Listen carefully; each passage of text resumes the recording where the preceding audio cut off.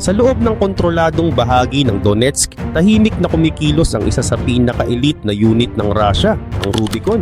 Sila ang pinaka-eksperto pagdating sa unmanned systems, lalo na sa paggamit at pagdevelop ng drones na naging mahalagang bahagi ng kanilang operasyon. Ilang taon nilang binuo ang kakayahan na ito at para sa Russia, hindi ito basta napapalitan.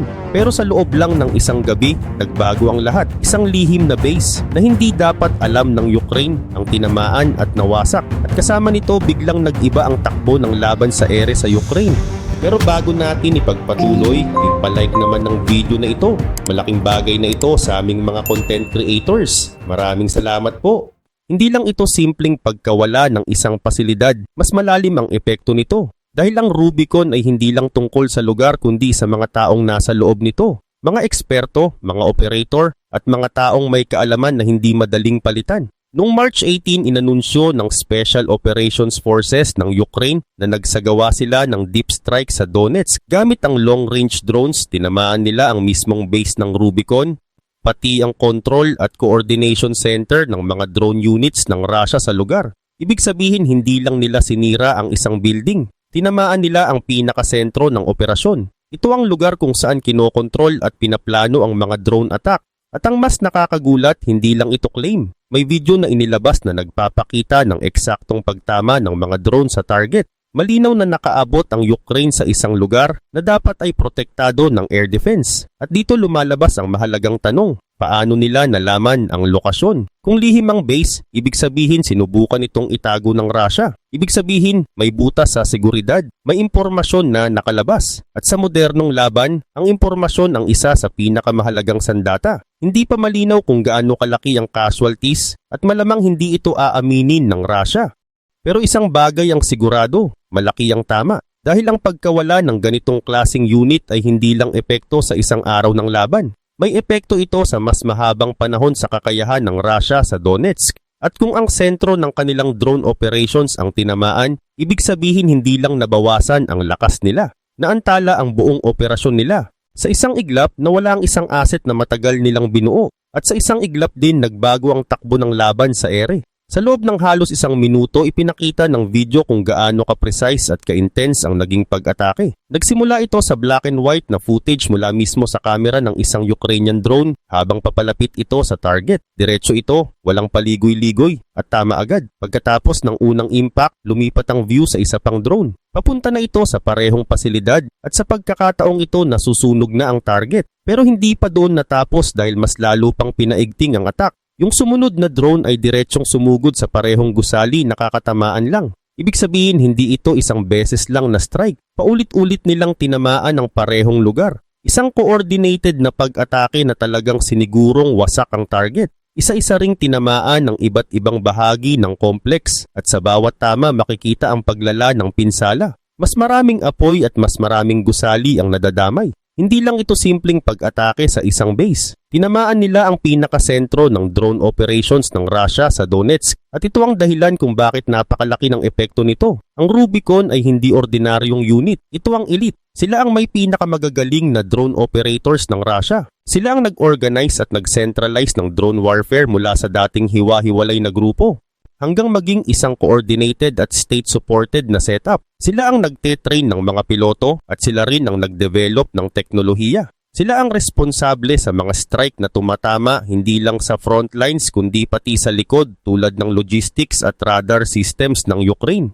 Hindi lang sila basta gumagamit ng drones. Sila ang nagpapabago sa paraan ng paggamit nito sa gyera. Pero kahit gaano sila kagaling, kailangan pa rin nila ng base. Kailangan nila ng lugar kung saan nila kinokontrol, pinaplano at pinapatakbo ang kanilang operasyon. At yun mismo ang tinamaan ng Ukraine. Ngayon dahil nasira ang control center, hindi basta makakabalik agad sa operasyon ng unit. Hindi ganun kadali palitan ang nawala at hindi rin ganun kadali ibalik ang coordination. Habang sinusubukan nilang makabawi, may advantage ang Ukraine dahil malamang binabantayan na nila kung saan pupunta ang mga natitirang miyembro ng unit. At kapag nagtayo ulit ang Rubicon ng bagong base, posibleng target na ulit iyon. Sa isang strike lang, hindi lang nila sinira ang isang pasilidad.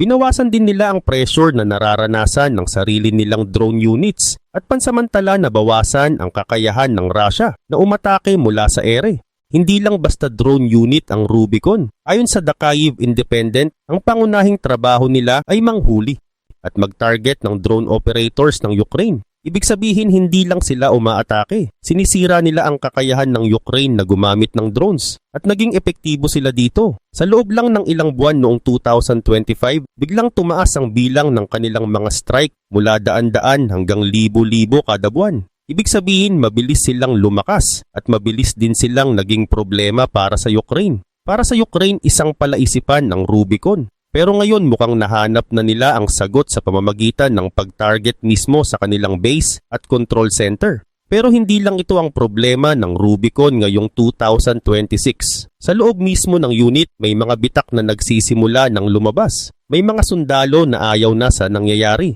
Isa sa pinakamalaking halimbawa nito ay ang pag-defect ng isang elite drone operator. Ang taong ito ay si Myroslav Simonov. Hindi siya originally sundalo. Isa siyang dating real estate professional. Pero napilitan siyang mapasok sa military dahil sa conscription. Binigyan siya ng dalawang choice, sumabak sa frontline o magtrabaho sa logistics unit. Pinili niya ang mas ligtas na option pero kalaunan napunta pa rin siya sa Rubicon. Sinubukan niyang tumakas pero nahuli siya. Bilang parusa, ipinadala siya sa frontline bilang assault soldier. Sa halip na ipagpatuloy ang laban, gumawa siya ng desisyon. Nakipag-ugnayan siya sa Ukrainian program na tumutulong sa mga gustong sumuko. Naglakad siya ng mahigit 10 kilometers para makalapit at sumuko. Isang delikadong hakbang pero ginawa pa rin niya. Doon natapos ang kanyang karanasan sa loob ng Russian military. Pero may nakita siya na hindi niya inaasahan. Habang siya ay kinukuha ng Ukrainian forces, may isa pang Russian soldier na nahuli at nasugatan. Imbes na pabayaan, binuhat siya ng isang Ukrainian soldier para mailigtas. Isang simpleng eksena pero para kay Simonov malaking bagay iyon. Doon niya nakita ang pagkakaiba ng dalawang panig. At sa gitna ng lahat ng ito mas lumalalim ang problema ng Russia. Hindi lang dahil sa mga strike ng Ukraine, kundi dahil pati sa loob ng sarili nilang grupo, may mga taong nagsisimula ng kumalas. At kapag nagsabay ang pressure mula sa labas at ang paghina mula sa loob, doon nagsisimula ang tunay na pagbagsak ng isang unit. Kailangan talaga ng Ukraine ng bagong paraan. Dahil ayon sa dating US Green Beret na si Brian Pickens, karamihan ng mahalagang target sa giyera ngayon ay nasa pagitan ng 30 hanggang 100 kilometers. Hindi ito nasa frontline at hindi rin sobrang lalim. Nasa gitna ito, yung lugar kung saan tinatago ng Russia ang pinakaimportanteng assets nila. Dito nila nilalagay ang mga system na pinoprotektahan ng electronic warfare. Dito sila umaasa para manatiling buo ang kanilang operasyon. At dati problema ito ng Ukraine. Kaya nilang umatake sa harap at kaya rin nilang umatake sa malayo. Pero sa gitna kulang sila. At doon nagkakaroon ng advantage ang Russia. Dahil habang inuubos nila ang frontline gamit ng expendable forces, safe naman ang mas mahalagang kagamitan sa likod. Pero ngayon nagbago na iyon. Dahil ang drones na dati ay meron lang ang Russia, gaya ng ginagamit ng Rubicon, ngayon ay meron na rin ang Ukraine. At hindi lang basta meron, ginagamit na nila ito ng maayos. Pinagsasama nila ang mas malinaw na impormasyon at ang kakayahang tumama ng eksakto sa mga target sa occupied areas. Hindi na sila limitado at hindi na sila kulang. Kumpleto na ang gamit nila. May frontline drones, may mid-range drones at may long-range drones. Lahat may sariling role. At kapag pinagsama-sama, mas nagiging kontrolado nila ang takbo ng laban. At hindi lang ito haka-haka. Makikita ito sa numbers. Ayon sa Kyiv Post, mas dumami ang attacks ng Ukraine ngayong 2026. Sa unang kalahati pa lang ng March, nakapag-conduct na sila ng dosenang major strikes sa mid at long range. At kung tuloy-tuloy ang ganitong bilis, lalagpas sila sa dati nilang record. Hindi lang dumadami ang attacks, lumalaki rin ang swarm. Dati nasa 50 hanggang 70 drones lang kada attack pero ngayon umaabot na sa 100 hanggang 200. Ibig sabihin mas malakas, mas coordinated at mas mahirap pigilan. At higit sa lahat halos pantay na sila ng Russia pagdating sa dami ng mid-range at long-range drones na ginagamit. Ibig sabihin hindi na one-sided. Hindi na lamang Russia ang may ganitong kakayahan. Ngayon pareho na silang may kakayahan. At dito pumapasok ang pinakaimportanteng punto. Kaya nang gawin ng Ukraine ang mga strike tulad ng ginawa nila sa Rubicon. Hindi ito tsamba at hindi ito iisang pangyayari lang. Ito ay resulta ng kakayahan na unti-unti nilang binuo. Isang kakayahan na ngayon ay kaya nang tumama kahit sa mga lugar na dati ay hindi nila naaabot. At kapag ang ganitong kakayahan ay tuloy-tuloy na ginagamit, mas lalong mahihirapan ang Russia na itago ang kanilang mga mahalagang kagamitan. Dahil sa puntong ito, wala nang tunay na ligtas na lugar. Ilang buwan lang ang nakalipas, may malinaw na safe zone ang Russia. Basta ang mga mahalagang kagamitan nila ay nasa ilang dosenang kilometro sa likod ng frontline, kampante sila. Hindi agad maaabot at hindi agad matatamaan. Pero ngayon wala na yon. Nawala na ang ideya na ligtas ang nasa likod. At ramdam ito ng Russia. Dahil ang Ukraine, hindi lang dumadami ang drones. Nagbabago rin ang paraan ng paggamit nila. Kinuha nila ang idea ng drone swarms na matagal nang ginagamit ng Russia. Pero hindi lang nila kinopya. Pinahusay nila ito at pinagsama sa mas malinaw na impormasyon. Dahil dito, hindi na random targets ang tinatamaan. Yung tinatamaan na nila ay yung pinaka-importanting military assets, yung may pinakamalaking epekto. At dito papasok ang isa pang malaking tama. Hindi lang Rubicon ang tinamaan, pati aircraft capability ng Russia ay naapektuhan. Noong March 16 lumipad ang Ukrainian drones papasok sa loob ng Russia hanggang Ulyanovsk. Malayo ito, mga 800 kilometers mula sa border. Ibig sabihin, hindi na lang border areas ang naaabot kundi pati loob mismo ng Russia. Doon nila tinamaan ang Aviastar SP, isang mahalagang pasilidad na gumagawa at nag-aayos ng malalaking military aircraft. Hindi lang ito simpleng factory, isa ito sa sumusuporta sa air operations ng Russia. Sa strike na yon, tinamaan ang mga parking area at aircraft shelters. Pero mas mahalaga, tinamaan ang kakayahan ng Russia na mag-produce at mag-maintain ng mga eroplano. Kasama dito ang cargo aircraft, transport aircraft at refueling aircraft. Lahat ng ito mahalaga sa paggalaw ng tropa at kagamitan. Sa isang attack, sabay-sabay na apektuhan ang tatlong mahalagang bahagi, transport, logistics at aerial refueling. At hindi pa doon natapos. Kinabukasan, March 17, isa pang strike ang isinagawa. Target naman ang ika-123 aircraft repair plant sa Novgorod. Ito ay isang pasilidad na nakatutok sa pag-aayos at pag-upgrade ng military transport aircraft. Ibig sabihin, kung ang unang strike ay tumama sa production, ang sumunod naman ay tumama sa maintenance. Sa madaling salita, kahit yung mga existing na eroplano mas mahihirapan ng maayos at maibalik sa operasyon. At muli, may ebidensya. May mga larawan na nagpapakita na tumama ang drones. Ito ang tunay na epekto ng pinagsamang mid-range at long-range drone strategy ng Ukraine. Hindi lang sila tumatama sa battlefield. Tinatamaan nila ang buong operasyon ng kalaban, mula production hanggang repair hanggang deployment. At kapag naapektuhan ang mga ito, hindi agad napapalitan at hindi agad nare-recover. Sa bawat strike, unti-unting nababawasan ang kakayahan ng Russia na gumalaw, mag-supply at magpatuloy ng operasyon. At dito nagiging malinaw ang isang bagay. Ang laban ngayon ay hindi lang kung sino ang may mas maraming armas, kundi kung sino ang mas mabilis makasira sa kakayahan ng kalaban. Ang target na tinamaan ng Ukraine ay hindi basta random. Pinili ito ng maayos. Yung plant na tinamaan ay may sariling runway. Ibig sabihin kaya nitong tumanggap ng malalaking aircraft direkta sa loob ng pasilidad. Hindi na kailangan ilipat pa sa ibang base dahil diretso na agad sa repair o maintenance. Sa loob nito may mga hangar na ginagamit para ayusin at iservice ang iba't ibang klase ng military aircraft ng Russia.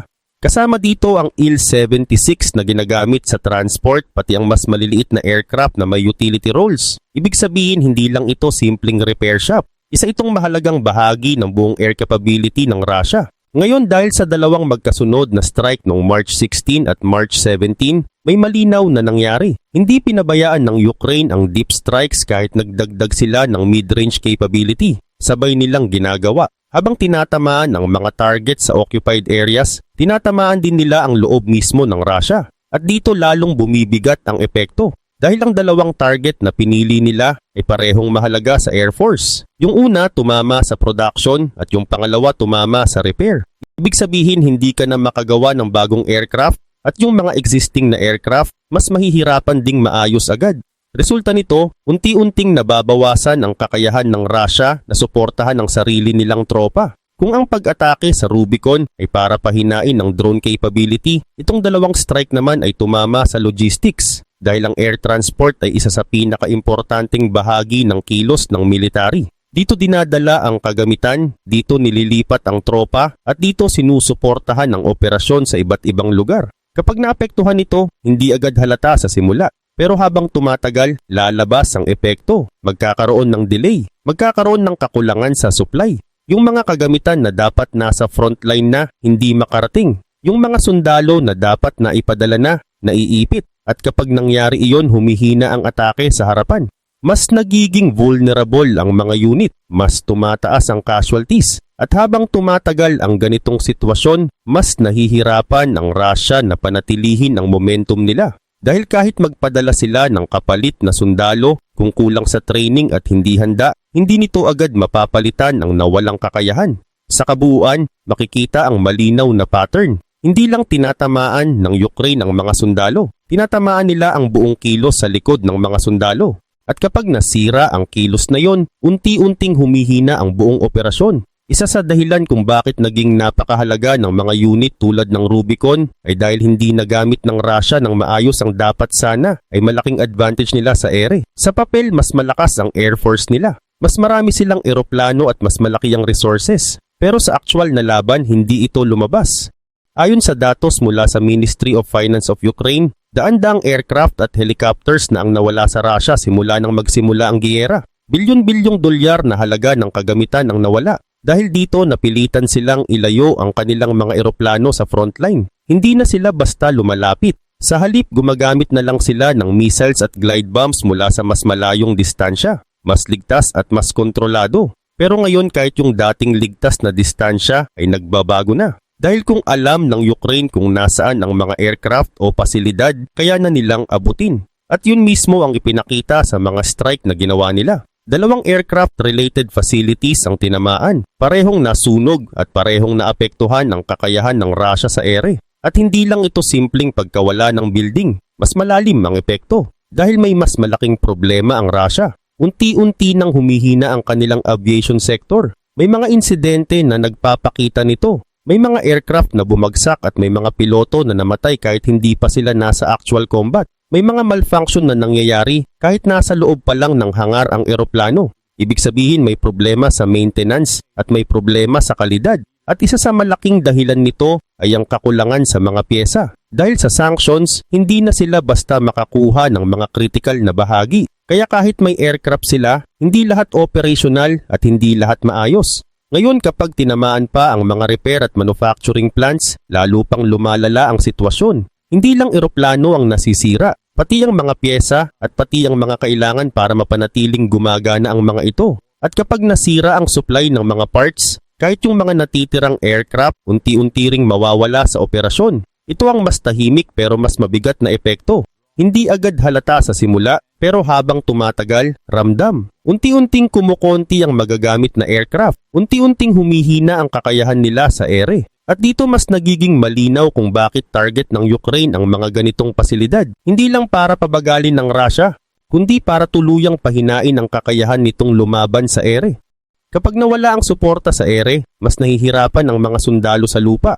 Kapag umaabot sa punto na kinukuha na ang pyesa mula sa isang eroplano para ayusin ng iba, ibig sabihin kulang na ang supply. Hindi na sapat ang mga parts kaya ang ginagawa ng Russia ngayon, kinakalas nila ang sarili nilang aircraft para lang mapagana ang iba. Parang pinapatay ang isa para mabuhay ang isa pa. At alam ito ng Ukraine at sinasamantala nila, hindi lang nila tinamaan ang isang mahalagang target sa Donetsk. Ginawa rin nila ito sa Ulyanovsk at Staraya Russa. 3 magkakaibang lugar pero iisang epekto ang paghina ng kakayahan ng Russia sa ere. Sa ngayon, ang aircraft components sa Russia ay halos kasing halaga ng ginto. Mahirap palitan at mahirap kunin. At kapag nasira o nawala, hindi agad mapapalitan. Kaya bawat strike ng Ukraine sa ganitong klaseng target ay hindi lang simpleng damage. Ito ay direktang bawas sa kakayahan ng Russia. At habang tumatagal, mas lalo itong bumibigat. Dahil pinagsasabay ng Ukraine ang iba't ibang klase ng pag-atake. Hindi lang isang paraan. Pinagsasama nila ang mid-range at long-range strikes. Habang tinatamaan ang mga base sa occupied areas, tinatamaan din ang loob mismo ng Russia. At habang nasisira ang mga drone units tulad ng Rubicon, kasabay namang humihina ang Air Force dahil sa pagkawala ng production at repair capability. Isang sunod-sunod na tama, isang galaw na unti-unting pinapahina ang buong lakas ng kalaban. At hindi pa dito nagtatapos. Habang nangyayari ang lahat ng ito, nagpakawala ang Ukraine ng isa sa pinakamalaki nitong drone raid. At sa pagkakataong ito, hindi na lang mga base o pasilidad ang target, kundi ang sentro mismo, ang Moscow. At doon lalo pang iinit ang laban. At nang mangyari ito, nagbago ang level ng laban. Hindi na lang ito tungkol sa frontline o sa mga lugar na malapit sa conflict. Umabot na ito sa punto na kahit ang pinakaimportanteng lungsod ng Russia ay hindi na rin ligtas. Nang tamaan ng Moscow, malinaw ang mensahe ng Ukraine. Kung kaya nilang abutin ang sentro ng kapangyarihan, wala nang lugar na pwedeng ituring na hindi maaabot. At hindi lang ito tungkol sa pisikal na damage, mas malaki ang epekto nito sa isip ng mga tao. Kapag ang isang bansa ay hindi na kayang protektahan ang sarili nitong kapital, nagbabago ang pakiramdam ng seguridad. Hindi lang militarya ang naaapektuhan, kundi pati ang mga ordinaryong tao at ang tiwala sa gobyerno. Sa ganitong sitwasyon, napipilitan ang Russia na mag-adjust. Kailangan nilang ilipat ang resources at dagdagan ang depensa sa loob ng bansa. Mas maraming air defense systems ang kailangang ilagay sa mga lungsod tulad ng Moscow. Pero bawat system na ililipat doon ay may kapalit dahil mababawasan ang depensa sa ibang lugar. Dito makikita ang tunay na epekto ng strategy ng Ukraine. Hindi lang nila tinatamaan ang target, pinipilit din nilang hatiin ang attention at resources ng Russia. Kailangan pumili ng Russia kung saan sila magfo-focus. Sa frontline ba, sa mga base at logistics, o sa loob mismo ng bansa. At kahit saan sila tumingin, may maiiwang kahinaan. Habang tumatagal, mas nagiging mahirap para sa Russia na kontrolin ng sitwasyon dahil hindi naiisa ang problema. May laban sa frontline, may mga strike sa likod, may mga attack sa loob ng bansa at may pressure pa mula sa ekonomiya at sa loob mismo ng kanilang hanay. Sa ganitong setup, kahit gaano kalakas ang isang bansa, napapagod din ito sa tuloy-tuloy na pressure. Hindi agad pero unti-unti. At yun ang ginagawa ng Ukraine. Hindi lang sila umaasa sa isang malaking laban, kundi sa sunod-sunod na tama na unti-unting nagpapahina sa kalaban. At habang nagpapatuloy ito, mas nagiging malinaw ang isang bagay. Ang laban ay hindi na lang tungkol sa lakas o dami ng armas. Ito ay tungkol sa kung sino ang mas mabilis mag-adjust, mas malinaw magplano, at mas kayang magpatuloy kahit sa gitna ng tuloy-tuloy na pressure. At habang tumatagal, mas lumalabas ang epekto ng ganitong klase ng laban. Hindi ito agad-agad nakikita sa isang araw o isang linggo. Pero kapag pinagsama-sama ang bawat strike, bawat target na natamaan, at bawat kakayahan na nabawasan, unti-unting nagbabago ang balanse. Hindi na lang ito tungkol sa kung sino ang mas maraming sundalo o mas maraming armas. Ang mas mahalaga ngayon ay kung sino ang mas kayang mag-isip ng mas maayos na paraan para pahinain ng kalaban. Sa bawat pag-target sa mga base, sa mga pasilidad at sa mga mahalagang bahagi ng operasyon, pinapakita ng Ukraine na kaya nilang kontrolin kung saan at kailan sila aatake. Hindi na sila basta nagre-react. Sila na ang nagdidikta ng takbo ng laban. At kapag ikaw ang nagdidikta ng takbo ng laban, napipilitan ang kalaban na sumunod. Napipilitan silang mag-adjust kahit hindi nila gusto. Napipilitan silang gumastos ng mas maraming resources para lang mahabol ang sitwasyon. Pero habang ginagawa nila yon, lalo lang silang napapagod. Lalo lang silang nahihirapan na panatilihin ang parehong level ng operasyon sa lahat ng lugar. At dito nagiging malinaw ang direksyon ng laban. Hindi ito isang biglaang pagbabago, kundi isang mabagal pero tuloy-tuloy na paglipat ng kontrol. At kapag umabot sa punto na hindi na kayang sabayan ng kalaban ang bilis ng pagbabago, doon nagiging mahirap ibalik ang dating balanse.